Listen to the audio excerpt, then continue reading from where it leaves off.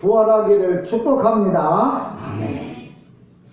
여러 가지 좀 상황과 환경이 좀 힘들어서 사는 일이 어렵습니다. 그럼에도 불구하고 하나님 여러분 장중에 붙잡아 주셔서 이보다 더 어려움에서도 늘 안보하시고 지키시기를 다시 한번 주님의 이름으로 축복합니다. 이렇게 힘들고 어려울 때면 저는 가끔 그런 생각을 해봐요. 평양에 일제 36년 당시에 평양에 일본의 순사들이 와가지고 예수 믿는 사람을 다 잡아갔어요. 또 전도하는 사람들을 다 잡아갔어요.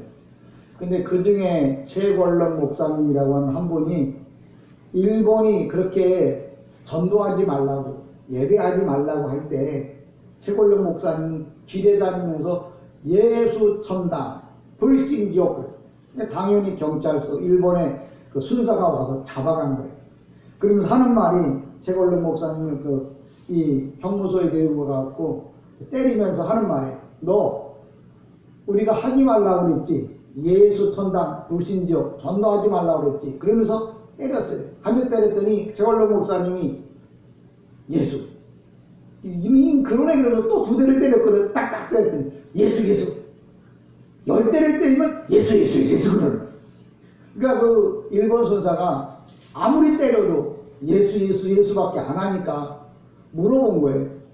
아니 너는 어떻게 매를 만지면서도 예수밖에 모르느냐고 그랬더니 그 최권령 목사님이 하는 말이 내 안에는 예수밖에 없다는 거예요.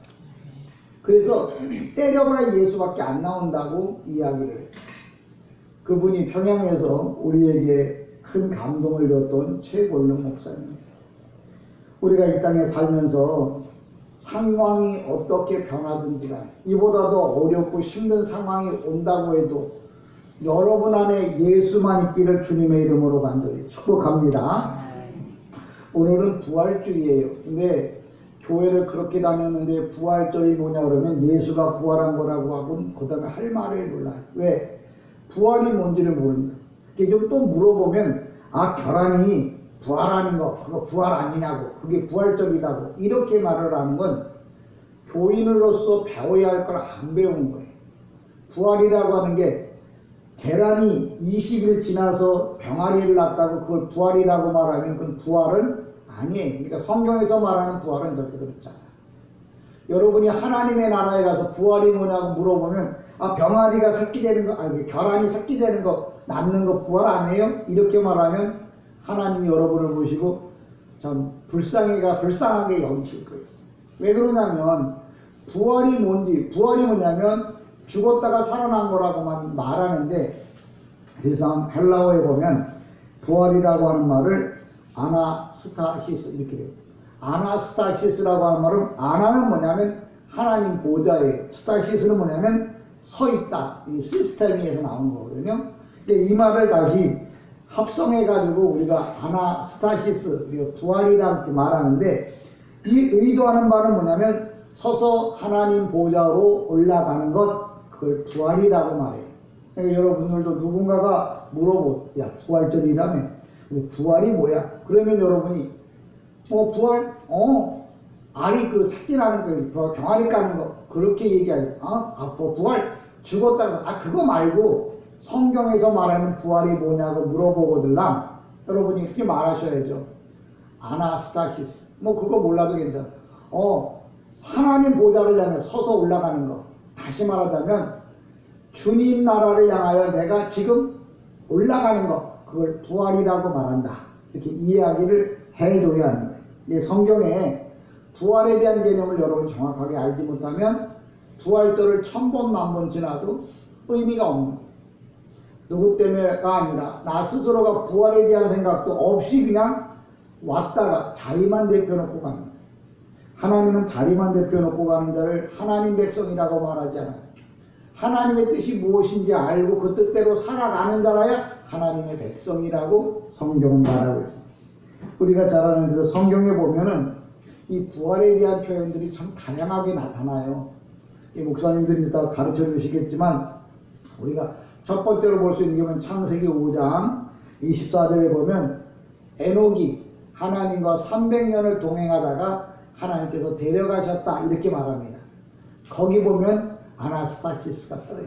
무슨 얘기냐면 에녹이 하나님이 데려갔다고 할 때 그 뭐냐면 부활을 시켜서 데려갔다, 그런 말이에요. 그러니까 오늘도 성경에 보면 부활에 관한 이야기들이 너무나 많아요. 뿐만 아니라 요나서에도 보면 요나가 하나님의 명령을 어기고 정말 니느웨로 가라 그랬더니 반대로 다시스로 도망갔잖아요. 그러니까 하나님께서 3200km가 떨어진데 거기까지 도망간 이 요나를 잡아다가 어떻게 해요? 물속에다 쳐넣습니다. 그게 물속에 쳐넣고 나니까 물속에 빠진 요나를 큰 용이 한꺼번에 그를 삼켜버립니다. 그리고 3200km나 떨어져 있는 니느웨로 가서 3회를 지나 토해놓고 거기서 이제 복음을 전합니다. 이 사건도 뭐냐면 부활 사건. 오늘 저희가 누가복음 7장 11절로부터 17절에 있는 사건도 이게 부활 사건임을 여러분들에게 증거하고 알리기 위해서 오늘 본문을 선택했습니다.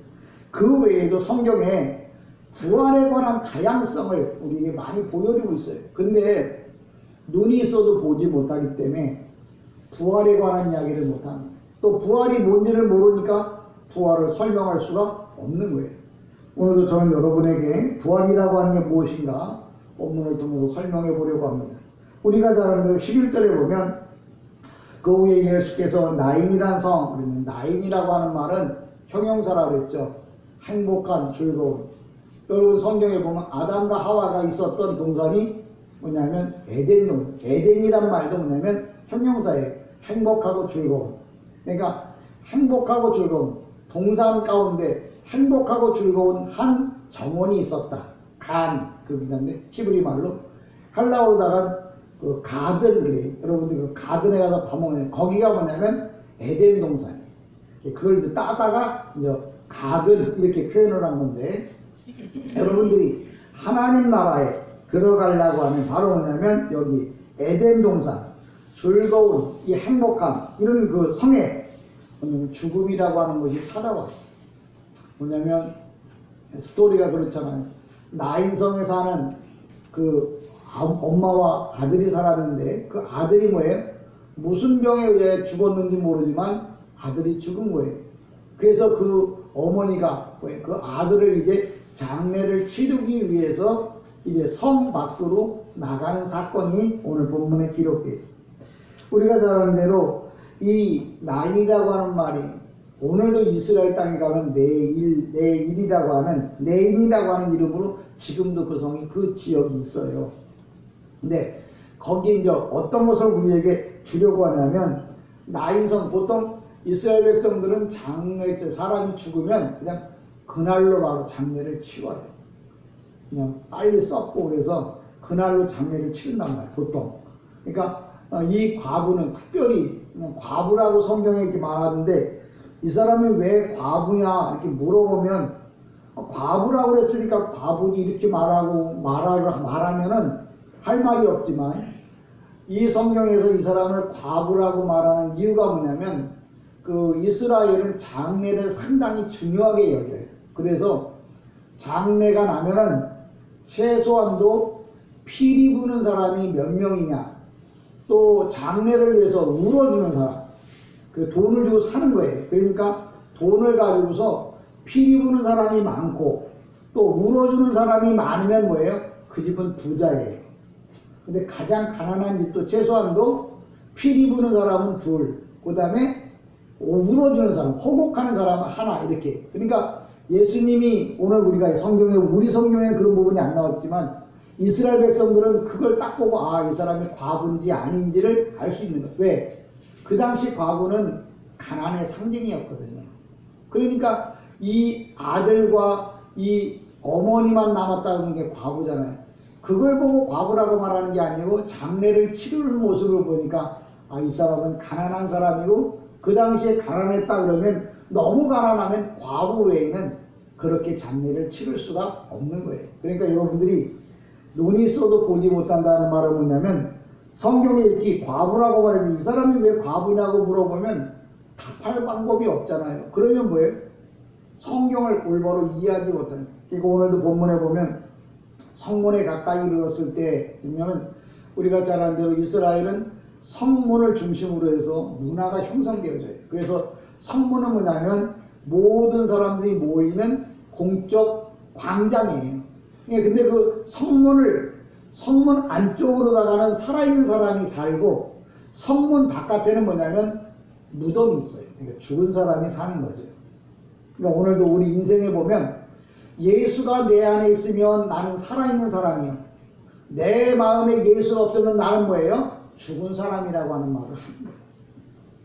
오늘 성경에 예수님께서 그 죽은 자를 성 밖으로 메어 나갔다 그러면 장례를 치렀나 보다 이렇게 생각할 게 아니라, 예수가 없는 사람, 살아있는 사람은 성 안쪽에 살고, 죽은 사람은 뭐예요? 성 밖에 산단 말이에요. 그럼 그 성은 어떤 성이냐? 나인성. 나인이라고 하는 게 뭐예요? 행복하고 즐거운. 그러니까 우리가 예수 안에 살면 우리는 행복하고 즐거운 성도가 되는 거예요. 근데 내 안에, 내가 예수 바깥에 살면 뭐예요? 거기는 죽음. 죽는다고 하는 말이, 내가 왜 죽어? 오늘도 빨빨거리고 돌아다니는데, 그런 죽음이 아니라 내 안에 기쁨도 없고 행복도 없고 늘 마음의 불안과 초조, 늘 질병으로 허덕인다고 하면 그게 바로 뭐예요? 죽음이라는 거죠. 그러니까 죽음이라고 하는 게, 생명이 팔라워에는 죽음이 5가지로 떠요. 내피시가 뜰 거냐, 뭔가 뜰 거냐. 근데 오늘 우리가 이 땅에서 이 나인이라고 하는 행복한 즐거운 이 성 안에서 살아야 되는데, 이 성을 벗어난다는 말은 죽었다는 얘기예요. 다시 말하면 내 안에 예수가 없다는 말을 할 때 그 사람은 죽었다고 이렇게 영적으로 표현하는 거예요. 오늘 본문도 그렇게 얘기를 합니다. 성문에 가까이 오심에, 여기 12절에 보면 가까이 이르렀을 때 사람들이 한 죽은 자를 메고 나오니 이는 한 어머니의 독자요 그의 어머니는 과부라. 그 성에 많은 사람도 그와 함께 하거늘. 오늘 본문에 보면은 우리 성경에서 좀 찾지 못할 부분들이, 번역되지 못한 부분들이 있는데, 여러분 들어보세요. 포데스, 앵거스, 퍼, 데스, 플레오스, 카이, 이두 이렇게 말합니다. 이건 헬라어인데요. 12절을 헬라어로 읽은 건데요. 거기에 보면 우리 성경에는 번역되지 않았는데 이두라고 하는 헬라어가 떠요. 이게 뭐냐면 영적으로 본다 그런 뜻이에요. 그럼 육적으로 보는 건 뭐라고 부르냐면 블레포웨. 그러니까 지금 이 사건을 주님께서 보는데 어떻게 봤냐? 이두 뭐냐면 영적으로 보았다는 거죠. 우리는 근데 이 성경을 어떻게 봐요? 블레포, 육신적으로 본다. 그러니까 주님이 보는 방식과 내가 보는 방식이 다르다는 거죠. 그러면 뭐냐면 내 방식대로 살면 주님의 나라에 들어갈 수가 없어요. 주님 방식대로 봐야 되고, 내 생각대로 살아야 되는 게 아니고 주님 생각대로 살아야 하나님 나라에 들어갈 수 있어요. 왜? 우리가 가정이라는 게 뭐냐면 행복의 요람이잖아요. 근데 행복의 요람이라는 말은 뭐냐면 서로 마음이 맞는 사람끼리 있어야 행복한 요람이 되는 건데, 서로 왼수끼리 모여서 살면 거기가 가정이에요. 거기가 천국이에요.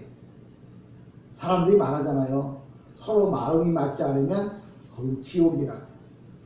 내가 예수님하고 마음이 맞아야 거기가 천국인 거지, 예수님하고 나하고 마음이 맞자는 거긴 뭐예요? 지옥이에요. 그러니까 마귀는 예수님하고 마음이 맞질 않아서 예수님하고 안 살고 뭐예요? 자기 마음에 맞는 사람들이 모여 사는 데를 어떻게? 게hen나, 지옥이라고 해요. 천국은 어떤 데를 천국이라고 말하느냐? 예수님하고 마음이 맞는 사람들이 모여 사는 데가 어디라고요? 천국이야. 그러면 예수님하고 마음을 맞추려면 성경에 기록되어진 예수님의 마음을 알아야 예수님하고 마음을 맞춰서 살 수 있는 거예요. 저는 오늘도 이 나일이라고 하는 이 성의 이야기를 계속 하려고 합니다. 나일, 행복한 즐거움.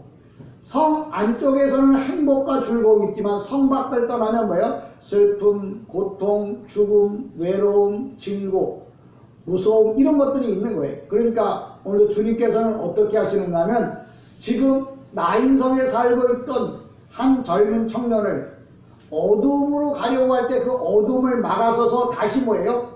행복한 그 나인성에 살도록 해 주시려고 지금 어디로? 그 나인성 바깥에서 나인성 안으로 들어오시는 거예요. 그러오다가 누구를 만나냐면 장래 행렬을 만났다는 거예요. 뭐 우리가 일반적으로 장래 행렬을 보잖아요. 근데 여기서 주님이 보신 건 뭐냐면 이둑, 영적으로 봤는데 뭘 보냐면 그 죽음이라고 하는 그 장래 맨 앞에 누가 섰냐? 사탄 마귀가 섰다는 거죠. 주님께서 이 세상의 모든 죽음의 맨 앞에는 누가 서 있느냐? 사탄 마귀가 서 있어서 모든 사람을 뭐예요? 죽음의 길로 인도하는 거예요.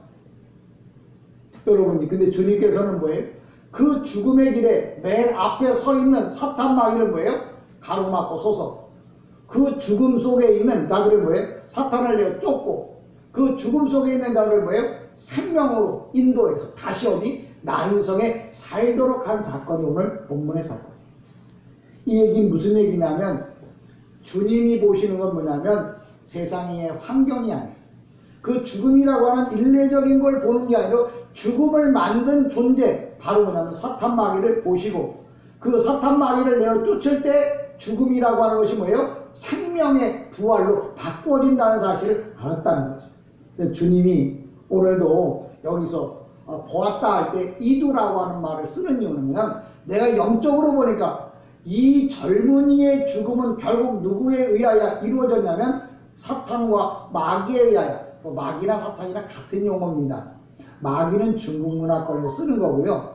사탄은 히브리어에서 사탄이라고 말하는 건데 사탄의 지배를 받아서 죽음이라는 게 오는 거예요.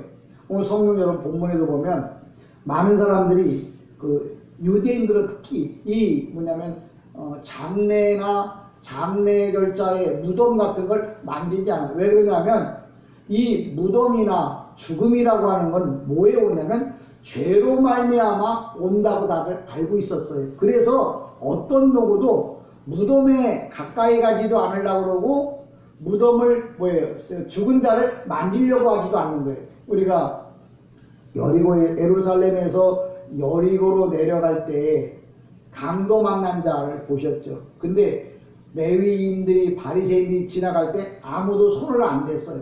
근데 왜 그러냐면 유대인들은 죽은 자나 병든 자를 만지지 않았어요. 왜 그러냐면 유대인들은 뭐냐면 죽음이라는 게 뭐냐면 죄로 말미암아, 질병이라는 게 죄로 말미암아 온다고 배웠기 때문에 자기는 죄 가운데 가까이 가기 싫다고 해서 그 강도만한 자를 피해가고 도망가는. 그리고 장례를 당하면 장례를 당한 사람을 만지지 않는 이유가 뭐냐?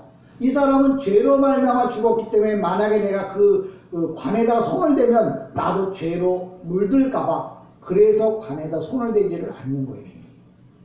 성경에서 기록되어 있는 내용들을 여러분 잘 보셔야 돼요. 근데 여기 보면 주님께서는 뭐냐면 장례 행렬을 가로막고 또 장례 행렬에 이 청년이 들어가 있는 관에다 손을 얹은 거예요. 그럼 율법을 어겼잖아요. 그러면 예수님도 유대인인데 어떻게 율법을 어기면서 살까?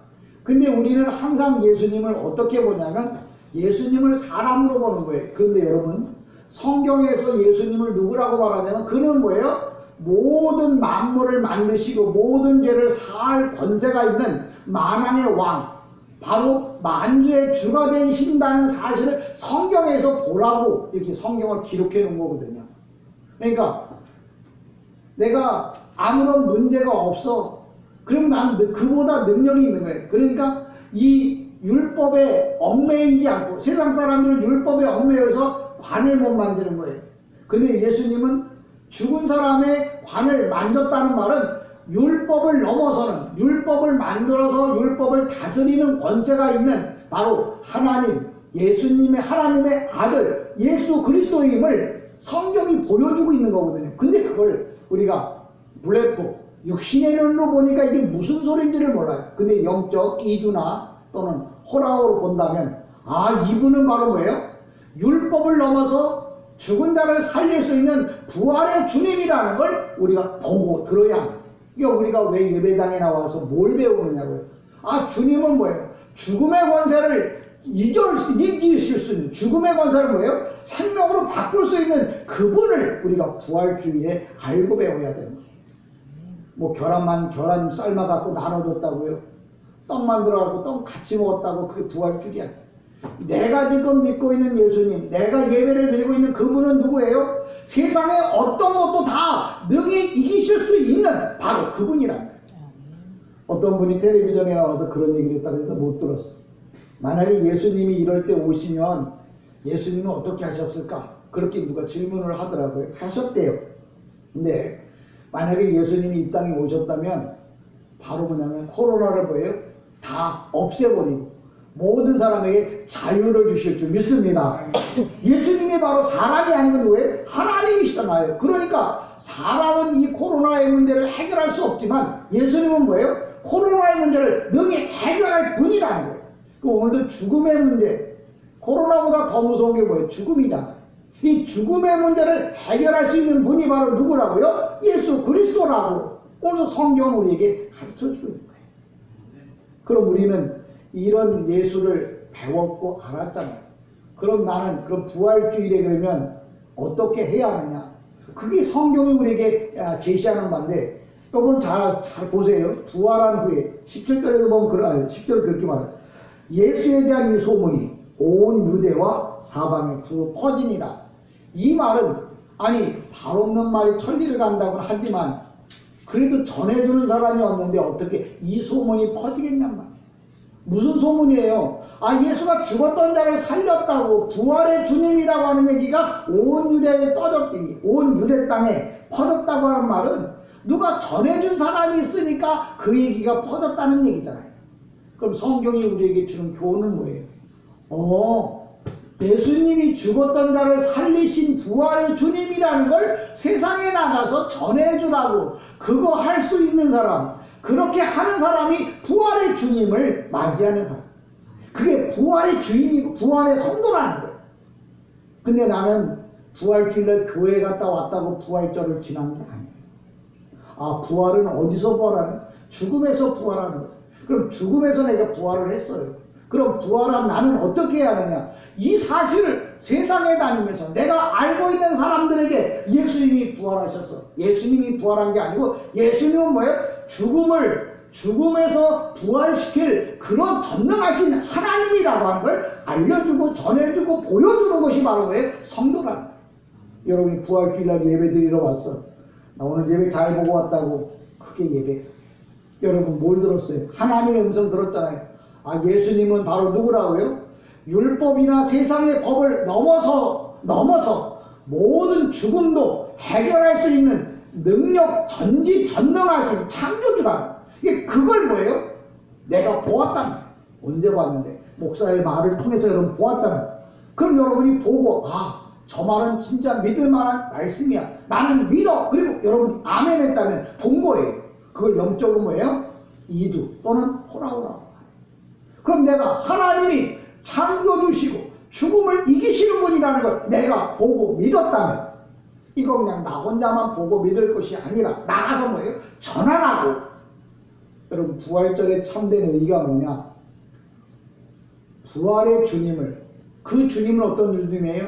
죽음을 살리시는 죽음을 해결해 주시는 그러니까 죽는 문제까지 해결을 했다고 쳐요.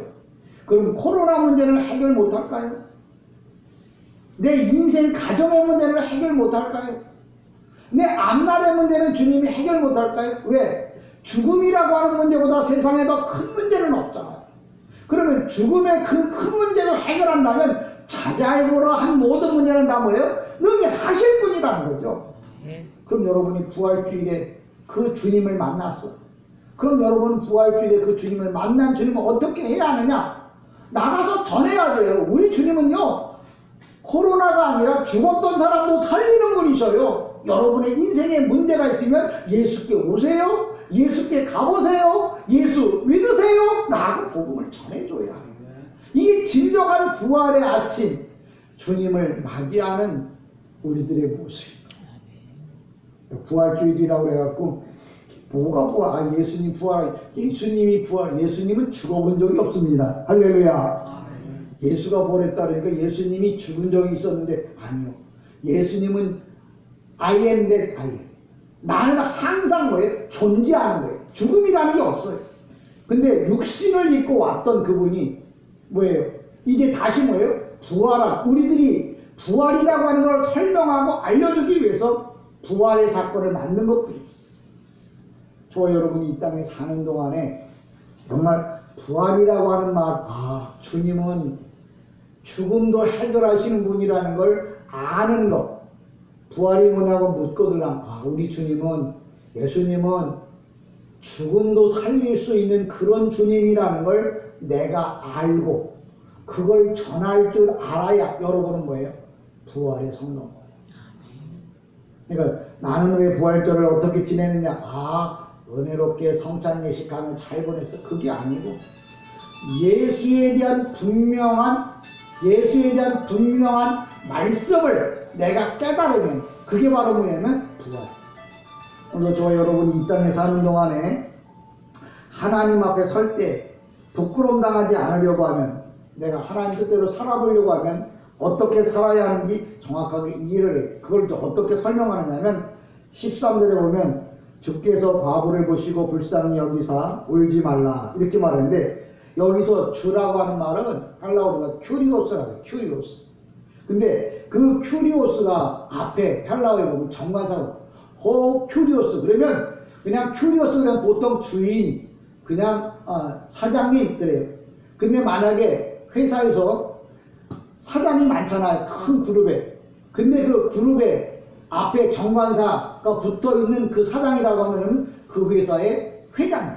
그처럼 예수님이 큐리오스라고 그래요. 근데 헬라어에 보면 큐리오스라고 뜨면 그분은 뭐냐면 그냥 주님이 아니고 모든 죽음을 다스리는 생명의 주라는 걸 우리가 알아야 합니다. 그러니까 제가 없던 얘기를 하는 게 아니라, 이분이 왜 생명의 주님이냐면 성경에 뭐라고 써있냐면 13절 헬라어에 보면 큐리오스라고 써요. 그 얘기 뭐냐면 이분은 죽음을 이기시는 생명의 주가 되신다고 말할 때 헬라어로다 큐리오스. 근데 만약 생명의 주가 아니고 그냥 일반적인 주인님이다 그러면 큐리오스로 떠요. 그러니까 말을 할 때 그냥 적당하게 하는 말은 들어도 되고 안 들어도 돼요.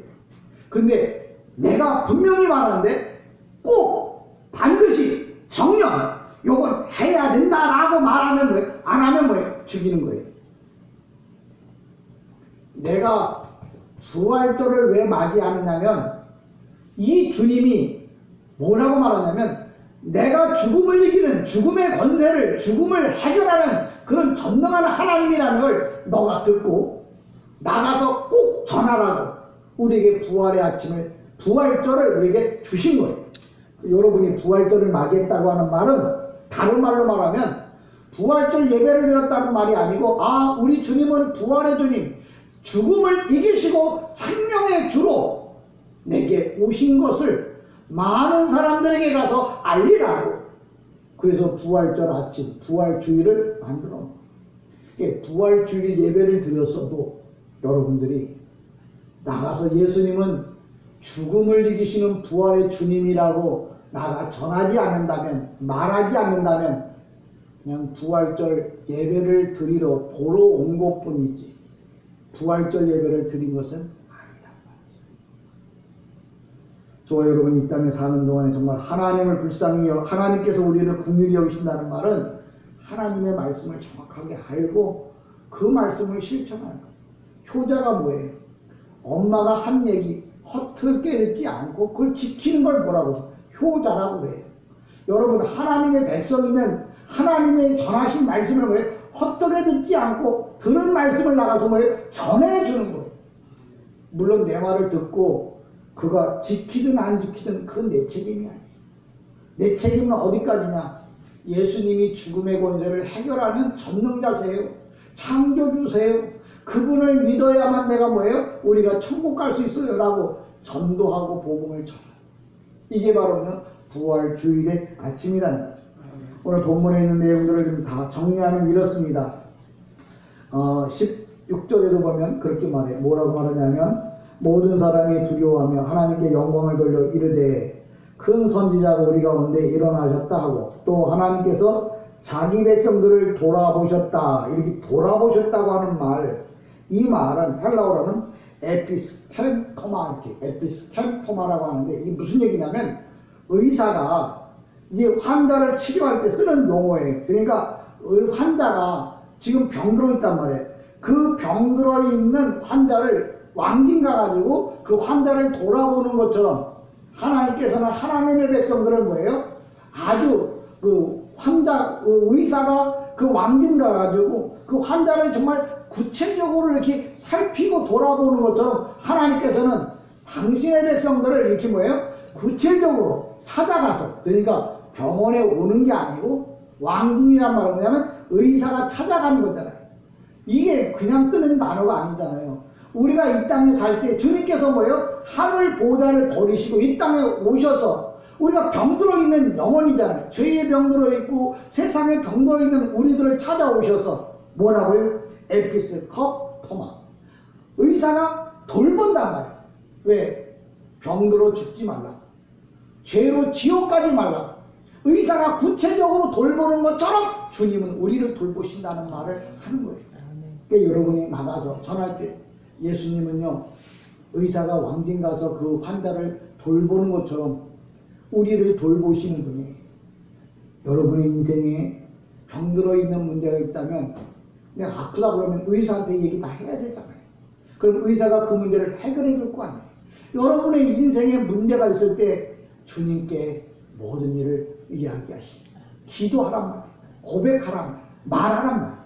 그게 바로 뭐냐면 하나님이 우리를 돌보신다는 단어 가운데 포함되어 있어요. 그러니까 주님이 세상 종교는 뭐냐면 구도란 말을 해요. 구도. 이 구도란 말은 뭐냐면 도를 찾아가는 걸 구도라고 해요. 세상은 뭐냐면 구도야. 정말 진리를 찾아서 다니지만 우리 기독교는 뭐예요? 주님이 찾아오신 종교잖아요. 근데 어떻게 왔냐고? 의사가 환자가 불쌍해서 왕진가 갖고 그 환자를 돌아보는 것처럼 하늘 보좌를 버리시고 이 땅에 와서 우리를 죄 가운데 허덕이며 삶에 허덕이는 우리를 어떻게 보살핀다고요? 차근차근 하나하나 구체적으로 돌보신 거예요. 그런 주님이 바로 뭐냐면 죽음을 이기시는 바로 예수 그리스도예요. 이런 사실들을 여러분이 나가서 전해야만 된다는 얘기예요. 전해야 여러분이 부활의 주일 예배를 온전히 드렸다. 이렇게 봅니다. 그러니까 예배만 드리고 나만 입 싹 닫지 마시고 온 땅에 다니며 입을 열어요. 그렇다고 일부러 전도하러 다닐 수는 없잖아요. 내가 살면서 만나는 내 가까운 남편, 어른, 아이, 친구, 밥 먹으러 가는 식당에 이런 사람들에게 때가 되면 이 복음을 전해주라. 그런 사람이 부활 주일을 올바로 지킨 거예요. 저는 여러분이 부활 주일을 올바로 지켜서 하나님께 영광, 부활의, 그러니까 주님을 영화롭게 한다는 말은 내 얘기를, 주님의 얘기를 세상 사람들에게 하는 게 주님을 영화롭게 하는 거예요. 내가 혼자만 하는 게 아니고 내가 살면서 주님이 부활하셨다고 하는, 주님은 이런 분이라고 하는 말을 해드리는 게 바로 뭐냐면 주님께 영광 돌리는 거예요. 그러니까 교회를 텔레비전을 보고 예배를 드리든 여기 나와 예배를 드리든 중요한 건 뭐냐? 내가 올바로 주님을 알리고 소개하고 그 주님을 믿고 따라간다면 저와 여러분은 참된 부활의 아침을 맞이하게 될 겁니다. 부활절이 주는 이제 교훈 한 4가지만 말하고 마치려고 합니다. 첫 번째, 부활한 자는 죽은 자를 찾아간다. 오늘도 주님은 죽은 자들을 찾아오셨어요. 바로 우리가 죽었던 자들. 주님은 늘 우리를 찾아오시는 분. 부활한 자는 또 변화가 되어진다고 해요. 그걸 어떻게 하느냐면 예수님의 제자 가운데 요한이라고 하는 제자가 있었어요. 예수를 만나기 전에 요한의 성격이 뭐냐면 우리의 아들이라 해서 별명이, 성질이 너무 급해가지고 못 참았어요. 그런데 여러분 잘 아다시피 요한복음을 쓴 다음에 요한이라고 하는 제자가 요한 1서, 2서, 3서를 썼어요. 근데 요한 1서, 2서, 3서는 우리가 다 알기는 뭐냐면 사랑장이라고 했거든요. 옛날에는 그냥 잘못하면 쳐죽이자고 그렇게 말하던 사람이 변해서 용서해주고 덮어주고 이해하고 사랑하고 도와주고 돌보아주는 사람으로 바뀌었다는 거예요. 왜? 부활이라고 하는 과정을 통과하면서 그렇게 변화되었다. 그래서 부활을 맞이한 사람은 옛날의 그 모습 그대로 있지 않아요. 날마다 주님을 닮아가는 거예요. 옛날에는 예수 잘 믿었는데 지금은 안 바뀌면 뭔가 바뀌어야 돼요. 세 번째 뭐냐? 부활한 자는 뭐냐면 놀라운 기적을 체험합니다. 여러분들이 인생에 문제가 있을 때, 어려움이 있을 때 여러분의 문제를 풀기 위해서 어떻게 해야 하느냐? 부활을 경험해. 부활 다 알지. 근데 그 아는 부활을 어떻게 나가서 예수 복음을 전하면 그것 때문에 여러분에게는 삶의 기적이, 표적이, 이적이 일어날 줄 믿습니다. 네 번째 뭐냐? 부활한 자는 예수님의 증인이 돼. 나가서 뭐예요? 전도하는 사람이 된다는 말을 하는 겁니다. 이렇게 부활에는 네 가지 우리가 받아야 할 교훈이 있음을 꼭 아시고, 부활의 증인이 돼서 여러분 표적, 이적, 기적 다 똑같아요. 근데 뭐냐면 표적, 이적, 기적은 뭐냐면 예수가 나의 구세주라고 전도하는 그 사람에게는, 예수님을 영화롭게 자꾸 영광 돌리는 그 사람에게는 여러분의 삶에 남이 배고파 굶어 죽을 때 여러분은 하나님께서 먹을 것을 주실 뿐만 아니라 더 풍성케 해서 구제하고 선교하는 삶으로 바꾸어질 줄 믿습니다. 병든 자는 뭐예요? 주님의 복음을 전하면 하나님께서 그 병을 다 고쳐주시고 여러분에게 건강을 선물로 주실 거예요. 그게 기적 아니겠어요? 여러분의 인생에 예수 복음을 전한다면 여러분의 앞날은 걱정할 필요가 없어요. 왜? 부활한 자에게는 표적, 이적, 기적이라는 게 나타나요. 예수님의 제자들이 예수님이 부활한 후에 갈릴리 바닷가에서 그물을 던질 때 153종류의 고기를 잡았던 정말 전무후무한 놀라운 기적이다. 부활의 아침이 지난 다음에 일어난 사건. 그러니까 우리도 부활의 아침을 날마다 만들려면 어떻게 해야 돼요? 예수 복음을 전하면 거기에는 뭐예요? 표적, 이적, 기적이 나타나요. 그러니까 내 인생에 좋은 일이 없다 그러면 내가 뭐예요? 예수 부활을 전하지 않았기 때문에 그런 거지. 그럼 내가 표적, 이적, 기적, 인생의 삶이 바꿔지기를 원한다면 바로 뭐냐? 예수 복음, 예수님이 부활했다고 하는 것을 만방에 알리게 될게요. 여러분 다음 주에도 정말 놀라운 표적, 이적, 기적을 체험하면서 또 하나님께 영광 돌릴 날이 속히 올 것을 믿고 그렇게 살아가기를 주님의 이름으로 간절히 축복합니다. 기도합니다. 은혜와 사랑이